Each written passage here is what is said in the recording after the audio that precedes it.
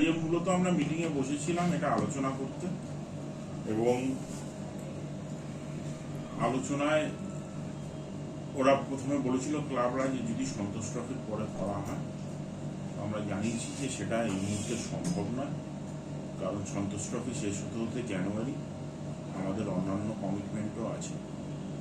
তো আমাদের খেলা ইমিডিয়েটলি করতে হবে এবং কিছু দিনের মধ্যেই আমরা খেলাটা করে ফেলতে চাইছি। তো ওরা বললো যে ওদের অনেকগুলো প্লেয়ারই বাইরে আছে, দুটো টিমেরই, ইস্টবেঙ্গল মোহনবাগানের এবং মহামেডানেরও অনেকগুলো প্লেয়ার বাইরে আছে। প্লেয়ারদের ফিরবার জন্য সময়ের কথা বলে, তো আমরা বলেছি যে আমরা 5 দিন 7 দিন সময় দিতে পারি, তারপরে আর পেছনে যাবে না। তার মধ্যে আপনারা প্লেয়ার ফেরত নিয়ে আসুন, আমরা বসে ফিক্সচার করবো, করে খেলা খেলব।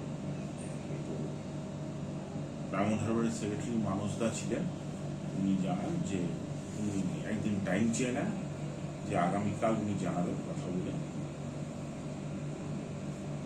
আর ইস্ট বেঙ্গলের সাথেও কথা হয়েছে, ওরা সবারই আগামীকাল অব্দি টাইম দেওয়া হয়েছে তাদের বক্তব্য জানাবার, কারণ এর বাইরে আর উইন্ডো নেই। এরপরে আবার আই লিগ টাই লিগ শুরু হবে। তো আমরা ওদের জানিয়েছি যে কালকের মধ্যে কনফার্ম করে বলো, আমরা ইমিডিয়েট খেলা শেষ করতে চাইছি। আপনারা কোন টাইম ফ্রেমিং করতে চেয়েছেন, যে এই টাইম? ওরা যেটা বলেছে যে ওদের প্লেয়াররা এখন এখানে নেই, হ্যাঁ, তো আমরা বলেছি আমরা 5-7 দিন টাইম দিচ্ছি, তো আমরা প্লেয়ার নিয়ে এসো, মানে 1 সপ্তাহ সময় দিচ্ছেন মোটামুটি, তারপরে আমরা খেলা ফেলবো।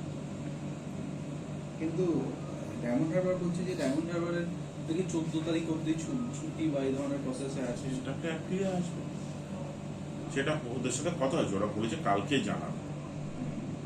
ওরা একদিন টাইম চেয়েছে, তার আগে তো কিছু বলতে পারি না, ওরা জানালে এখন। আর ভবানীপুর উইথড্র করেনি? ভবানীপুর জানিয়েছে যে যেহেতু এতদিন ডিলে হয়েছে, ওদের পক্ষে খেলা সম্ভব হচ্ছে না। ওদের ওই পয়েন্টটা পয়েন্ট এরা পেয়ে যাবে, অপোজিশন ঠিক পেয়ে যাবে।